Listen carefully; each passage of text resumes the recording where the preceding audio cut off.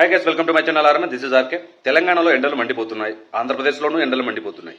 తెలంగాణలోనూ సామాజిక పెన్షన్లు లబ్ధిదారులకు అందుతున్నాయి. ఆంధ్రప్రదేశ్ రాష్ట్రంలో కూడా సామాజిక పెన్షన్లు లబ్ధిదారులకు అందుతున్నాయి. తెలంగాణలోనూ ఎన్నికలు కూడా అమల్లో ఉంది. ఆంధ్రప్రదేశ్ రాష్ట్రంలో కూడా ఎన్నికలు కూడా అమల్లో ఉంది. కానీ ఆంధ్రప్రదేశ్ రాష్ట్రంలో పెన్షన్లు వృద్ధుల ప్రాణాలు తీస్తున్నాయి.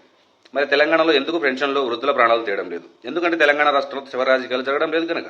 వైసీపీ హయాంలో వాలంటీర్ వ్యవస్థ తెరపైకి తీసుకొచ్చింది. వైసీపీ కార్యకర్తలకు వాలంటీర్ ముసిగేసి ప్రతి నెల ఒక్కో వాలంటీర్గా 5,000 రూపాయల ప్రజాధనాన్ని ఇచ్చింది వైసీపీ సర్కార్. ఇంటింటికి సామాజిక పెన్షన్లు, సంక్షేమ పథకాలు అంటూ కథలు చెబుతూ వచ్చింది వైసీపీ. ఆ వాలంటీర్లను ప్రభుత్వ ఉద్యోగులుగా మార్చి ఉంటే, ఆ వ్యవస్థకు చట్టబద్ధత ఉంటే, ఎన్నికల కమిషన్ ఎన్నికల కోడ్ నేపథ్యంలో వాలంటీర్ల విధులకు దూరంగా ఉంచి ఉండేదే కాదు.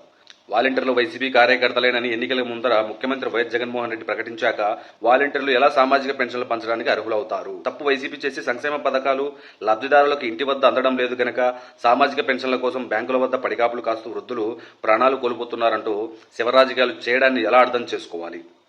తెలంగాణలోనూ ఎండలే, తెలంగాణలోనూ వృద్ధులే, తెలంగాణలోనూ పెన్షన్లే.